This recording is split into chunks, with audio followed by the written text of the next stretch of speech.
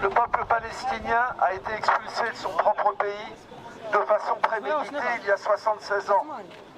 Gaza, la Cisjordanie et Jérusalem-Est sont occupés depuis 57 ans. La bande de Gaza, où 75% de la population sont des réfugiés, est bouclée par terre, par mer et par air depuis 18 ans. L'occupant y a commis des massacres réguliers. Quand les Gazaouis ont manifesté pacifiquement lors des marches du retour de 2018, l'occupant a tiré sur eux comme à la foire. Bilan, 350 morts, 10 000 estropiés. La communauté internationale n'a pas eu un mot pour arrêter les assassins. Qui pouvait penser qu'une telle situation allait durer éternellement? Si on doit comparer le 7 octobre à un autre événement historique, c'est au 1er novembre 1954 en Algérie. Après 124 ans d'un colonialisme français particulièrement féroce, les insurgés ont tué le jour de l'insurrection des civils désarmés. La société civile d'un État colonisateur ne peut pas rester extérieure à une guerre coloniale. La grande militante israélienne Nurit Peled l'avait bien compris.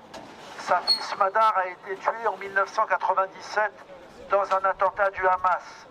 Elle a rejeté les condoléances de Netanyahou en lui rétorquant « Tu es un assassin, tu es le responsable, tu obliges nos enfants à être assassins ou être assassinés. » Les principaux médias jouent un rôle détestable. Ils ont parlé d'attaques terroristes du Hamas. La notion de terrorisme n'existe pas en droit international. Cette notion a été systématiquement utilisée par les dominants pour stigmatiser les dominés et justifier à l'avance l'utilisation des pires méthodes contre eux. Les médias ont propagé des nouvelles extravagantes, les femmes éventrées, les bébés décapités, autant de fake news distillées par l'occupant pour déshumaniser à l'avance les Palestiniens et permettre qu'on les tue indistinctement. Les médias continuent de parler de pogrom à partir du 7 octobre. C'est une injure à la mémoire de nos morts. Ce ne sont pas les Juifs qui ont été attaqués le 7 octobre, c'est l'occupant. Le gouvernement français joue aussi un rôle détestable. Les dirigeants se sont précipités en Israël après le 7 octobre pour soutenir les génocidaires. Les manifestations pour la Palestine ont été interdites après le 7 octobre. L'antisémitisme a été instrumentalisé pour criminaliser le mouvement de solidarité. La propagande israélienne répète sans arrêt que le pays a le droit de se défendre. C'est un non-sens. Dans le droit international, ce droit ne peut en aucun cas s'appliquer à se défendre contre une population qu'on occupe. Par contre, résister à une oppression et une occupation, ce n'est pas seulement un droit, c'est un devoir. Le droit international définit très précisément les termes crimes de guerre, crimes contre l'humanité, génocide. Le Hamas a commis des crimes de guerre le 7 octobre et il accepte d'être jugé. L'État israélien commet sans arrêt depuis un an des crimes de guerre, des crimes contre l'humanité et un génocide. Rapporté à la population française, le nombre de morts équivaut à 2 millions de personnes, dont 70% de femmes et d'enfants. 80% de la population de Gaza a été déplacée, parfois plusieurs fois. Les dirigeants politiques israéliens ont justifié les meurtres des civils. Ils ont pulvérisé les infrastructures, ciblé les hôpitaux, les médecins, les journalistes. Ils ont organisé la famine, tirant sur la population qui recherchait de la nourriture. Ils ont installé à Sde-Teiman un centre de torture où près de 50 prisonniers sont morts. Ce génocide se passe au vu et au su du monde entier. Israël se comporte en bras armé de l'impérialisme occidental. Depuis le 7 octobre, l'armée israélienne ne massacre pas seulement la population palestinienne. Elle profane le judaïsme en intimant aux juifs du monde entier de la soutenir. Ce génocide met aussi en très grave danger le droit international. Laisser faire Netanyahou en étant complice, en lui livrant des armes, en commerçant avec Israël, c'est retourner à la loi de la jungle. Un an après le début du génocide, dans les pires des conditions, la population de Gaza résiste. Elle a construit des campements, creusé des sanitaires, désinfecté les camps. Les enfants sont rescolarisés. Des ateliers de soutien psychologique sont organisés. Le site de notre association, l'Union juive française pour la paix, relate jour après jour cette résistance. Un an après le début du génocide, les tâches du mouvement de solidarité sont immenses. Il faut tout faire pour que le peuple palestinien ne soit pas vaincu et que la société palestinienne reste debout. Mais une partie de cette guerre se joue chez nous, par nos manifestations, nos communiqués, nos conférences, nos interventions sur les médias.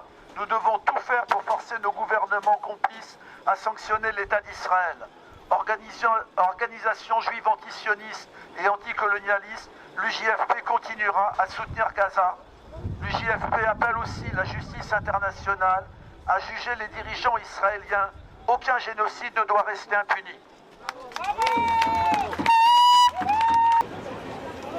Et je vais commencer par vous parler de Georges Brahim Atallah. Georges Brahim Atallah, à lui tout seul, il illustre la complémentarité de la lutte palestinienne, libanaise et du Moyen-Orient.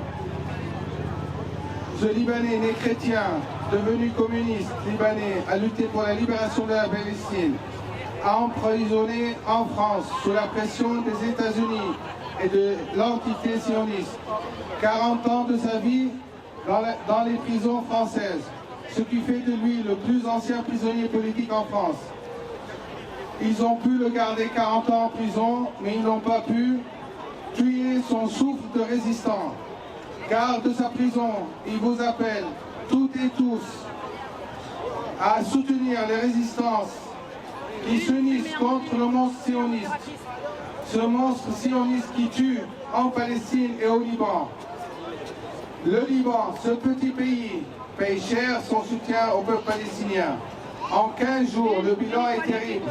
Plus de 2000 martyrs, 10 000 blessés, 1 200 000 déplacés et plus de 3000 bâtiments détruits. Et malheureusement, la guerre est à son début. Après un an de guerre génocidaire à Gaza, l'État sioniste veut faire la même chose au Liban. Le peuple libanais est soudé derrière son trépied magique, peuple armé et résistance. L'État génocidaire tue les civils, détruit les maisons et les infrastructures. Les mêmes méthodes utilisées à Gaza et en Cisjordanie. Tuer et détruire avec une aviation offerte par les États-Unis et l'Occident. Les armes les plus sophistiquées et les plus destructives sont offertes à cet État voyou pour qu'il ait toujours une supériorité militaire sur ses voisins. Du coup, ils ont créé un monstre qui tue, qui détruit sans gêne et avec impunité inacceptable. La semaine dernière, nous avons perdu Sayyid Hassan Nasrallah, un résistant hors pair, un homme intègre qui a ramené la victoire de 2000 et 2006 au Liban et au monde arabe.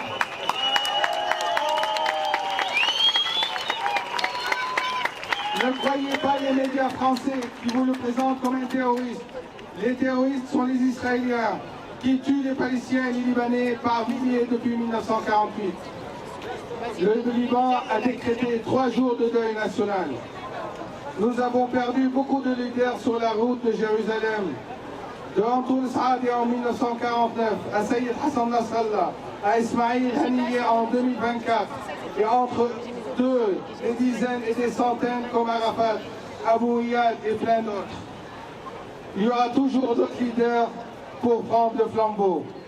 Malgré toute la supériorité aérienne et technologique de l'armée génocidaire, il y a des résistants qui tiennent le terrain, qui infligent de lourdes pertes à la frontière libanaise. Aux médias français, je dis, nous n'avons pas de terroristes au Liban. Nous avons des résistants qui défendent leur terre, leur peuple et leur pays.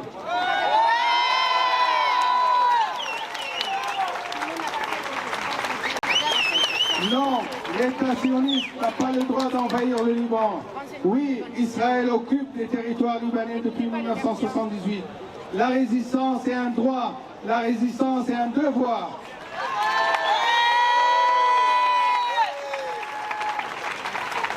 À Macron, je dis, arrête de dire que tu aimes les Libanais et que tu les soutiens. Et en même temps, tu envoies ton armée pour défendre l'État sioniste. À Netanyahou, je dis, tes prédécesseurs sont repartis défaits du Liban. Ton sort sera pareil.